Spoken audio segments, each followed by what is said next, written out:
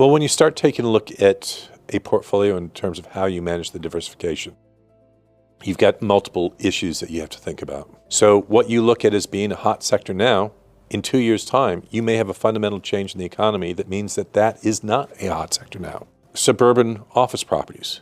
COVID and what happened with work from home really changed how those dynamics worked, so that now you take a look at it and suburban office properties are a lot more speculative because you don't have as many people going in the office.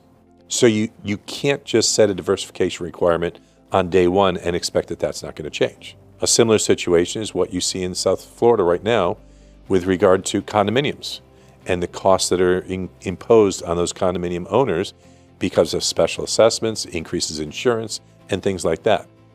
So we need to be adept at being able to modify what our risk appetite is from a diversification, from an asset class perspective, from a borrower perspective on a frequent basis. So we review that on a quarterly basis. How do we ensure that we can not take too much risk to a specific sector? Well, firstly, having an origination platform that works on a national basis facilitates that.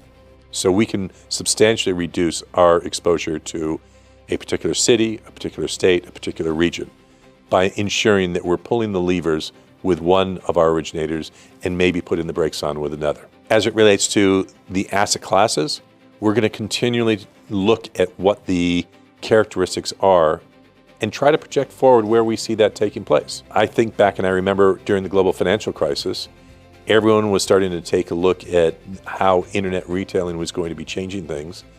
And I remember Blackstone coming to me as a lender at that point and saying, we want to buy these 3 assets. And that became the initial investment that they made in their European logistics platform that they ultimately sold for billions of dollars. Because what they did is they took a look forward and tried to identify what those trends were and how they were going to manifest themselves in the market. So we have to continually look at that and make sure that we're diversifying into those different asset classes and those different regions and be able to control that on an effective manner.